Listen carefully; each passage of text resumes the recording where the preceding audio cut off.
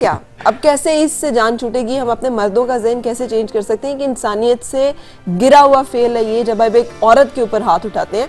बराबर के मुकाबला हो तो फिर तो आप करो मुकाबला। जब तक हम यूनिवर्सल वैल्यूज़ को फॉलो करना नहीं शुरू करेंगे, यूनिवर्सल वैल्यूज़ से मुराद अक़वाम मुत्तहिदा की वैल्यूज़ हैं।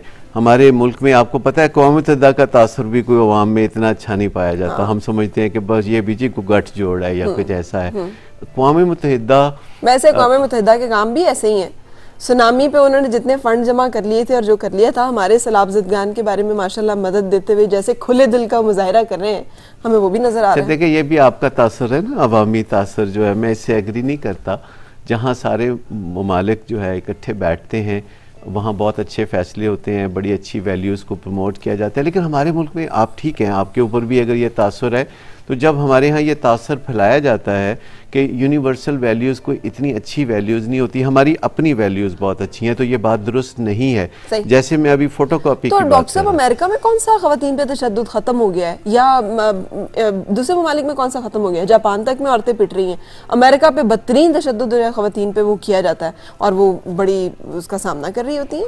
देखिए वहाँ एक इनफरादी फेल के तौर पर तो ये चीज़ें अभी काफ़ी पाई जाती हैं, लेकिन इज्तिमाई तौर पर इन चीज़ों को किस कदर बुरी नज़र से देखा जाता है, ये तो बहुत फ़र्क आया। ये बहुत फ़र्क है कि आप पुलिस को फ़ोन करते हैं तो पुलिस आ जाती है, उस बंदे को पकड़ के ले जाती है। हमारी पुलिस की तरह आके ये नहीं कहती ये आप लोगों का घरेलू मामला है, इसको आपस में ही तय करें। मुझे इस पे समझ नहीं आती कि खातून जो उस वक्त अगर पुलिस को कॉल कर रही है और कह रही है आई जी मुझे ज़िंदगी का खतरा है इस बंदे से, ये मुझे मार मार के हो सकता है इस वक्त जान से मार दे, तो उस वक्त वो घरेलू मामला कहाँ से रह गया? छोटी सी मिसाल देता हूँ आपको कि रिसेंटली एक तरक्की याफ्ता ममालिक में क्या तरक्की हुई है। जैसे अमेरिका में 1975 तक जब कोई खातून यानी अपने खामद के हाथों मर्डर हो जाती थी तो उस शख्स पे मर्डर का मुकदमा नहीं चलता था, बल्कि ये मुकदमा चलता था कि ये गुस्से से बेकाबू हो गया है तो इसका मुकदमा चलता था। जबकि आज ऐसी सूरत हाल नहीं है।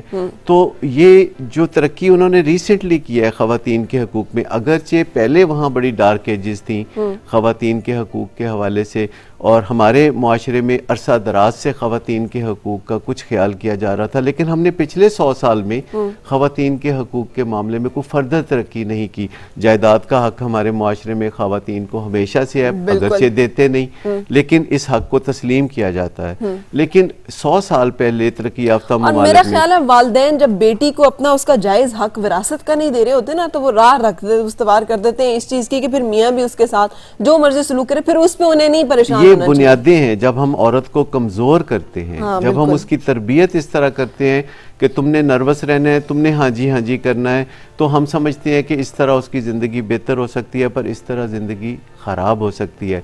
जैसे मैं कह रहा था कि घर की जो दूसरी ख़वातीन है, ख़ास तौर पर जो सास है, जो कि अक्सर इस मामले में शिकायत पाई जाती है, शह देरी होती है कि अपनी बहू के ख़िलाफ़ जो इक़दामात हैं, तो मैं आपको बताऊं कि सास भी एक्चुअली विक्टिम है, बेकसूर है, क्योंकि ये सास वही औरत है जिसको जब वो पैदा हुई थी तो उसके ऊपर नज़र डाली गई थी कि तुम्हारे आने की इस दुनिया में ज़रूरत नहीं थी, चलो तुम आ गई हो। यानी एहसास महरूमी जो लेके एहसास महरूमी पहले माँ बाप की तरफ से, फिर एहसास महरूमी के भाई बहन उसको कमतर समझते हैं। डॉक्टर साहब इसका सलूशन क्या होगा? अब ये बातें तो हमें पता है कि ऐसे ही हैं, अब इनसे तो जान नहीं छूटेगी। तो लेकिन फिर मैं ये कह रहा था कि जब सास के यहाँ यानी जब बेटा होता है किसी खातून के यहाँ, तो वो उस छोटे से बेटे पे फिर पूरा कब्जा जमाने की कोशिश करती है और यहाँ से उसकी बहू के लिए खराब हालात का आगाज होता है। बिल्कुल सही। तो